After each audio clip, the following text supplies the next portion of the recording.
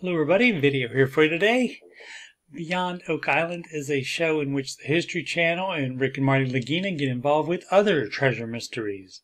If you missed any of my recaps of The Curse of Oak Island or Beyond Oak Island, there's a link to the playlist in the upper right. This is the no-cap recap of Season 1, Episode 6 of Beyond Oak Island, called Civil War Gold. Let's get into it! As usual, the episode opens in the Oak Island War Room.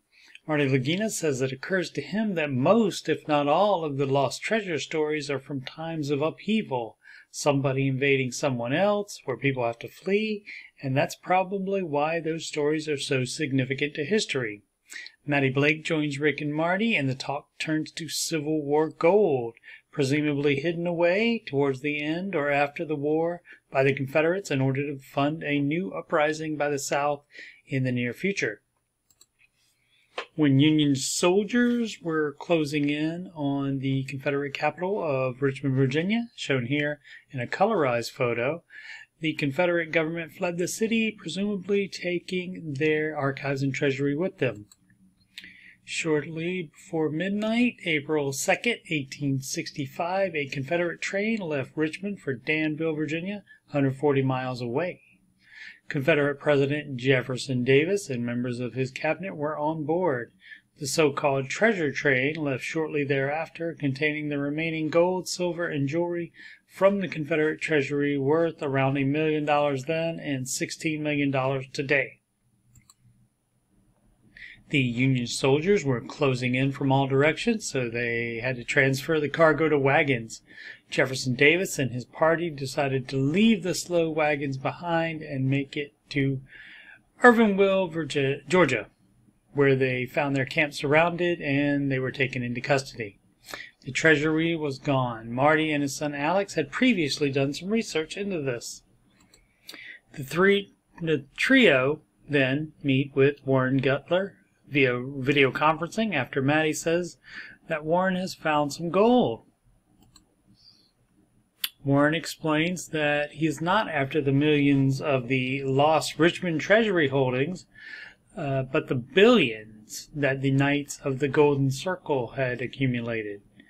They were a group of slavery advocates that formed and was stealing from the United States Treasury even before the Civil War.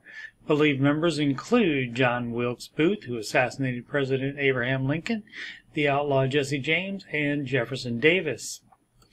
Their goal was to annex a golden circle of southern U.S. states, extending down to Central America and the Caribbean, to be led by Mexican Emperor Maximilian I. After the Civil War, the KGC went underground and perpetuated their ideas as a secret society. The accumulated wealth via both legitimate business and illegal activities, including looting 2 federal treasury locations. Warren also says there's a common link between the Knights of the Golden Circle and Oak Island, which would be Freemasonry. Numerous Masonic symbols are on Oak Island, as well as near hidden treasure in the United States. Maddie and Warren travel to Fillmore, Utah to meet treasure hunter Holly Remkus at the State House. She and Warren have been communicating for 7 years, sharing clues concerning KGC treasure. Many of the sites are on federal or private land and can't be investigated. Holly shows Maddie a map printed in 1895 and various photographs of rock carvings that she believes has purposeful misspellings and symbology as clues.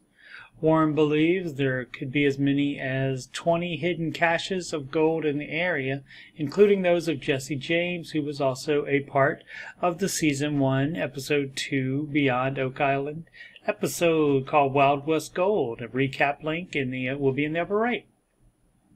The trio also discusses the possibility that these places are being watched, perhaps by descendants of the KGC.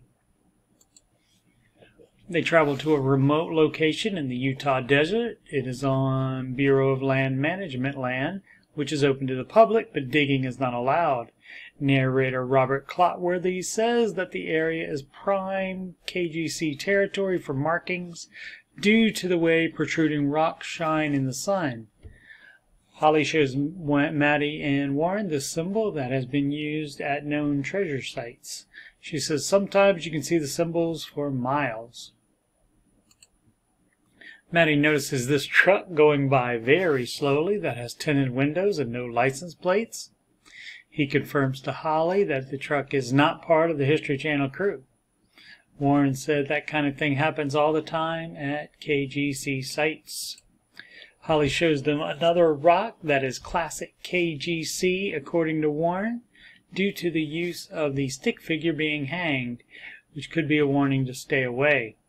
The same truck comes back the other way, going faster. Back to the stick figure, the index finger of the left hand is missing, the same as Jesse James. The snake to the right could be a directional symbol. Snakes are also a Scottish Rite symbol. They go to the right and find this rock with a full panel of carvings. Notable is the stick figure has a bullet dent in the heart, the same treasure symbol as the first rock, the number 33 for 33rd degree Freemason, which Jesse James was, as well as the upside down double J signature of Jesse James. At a new site in the same area, Holly shows the guys another carved rock face. The ear drawn that way means gold nearby, according to multiple treasure books. The direction the face is looking is also very important. It also includes a 1970 over a JJ, which together make it say 33 as shown here. On the next cliff over, directly in the eye line of the face on the previous carving, is the one with H and A in the name carved like a Masonic compass and square. Maddie continues the eye line site over to another carving that says J.H. Squires. Squires are knights. As stated before, it being BLM land, there is no digging allowed, so this particular set of clues cannot be acted on further. Warren asks if it's a coincidence that a lot of KGC sites are BLM land. The episode concludes with Maddie confirming that he is very interested in what Warren will do next as far as the Knights of the Golden Circle. I'm Coach Steve Money, and I am a Ramsey Solutions certified financial coach. You can schedule a free financial coaching consultation / assessment with me at calendly.com/Coach Steve Money. You can email me about coaching or anything else on my YouTube channel. Excuse me, CoachSteveMoney@gmail.com.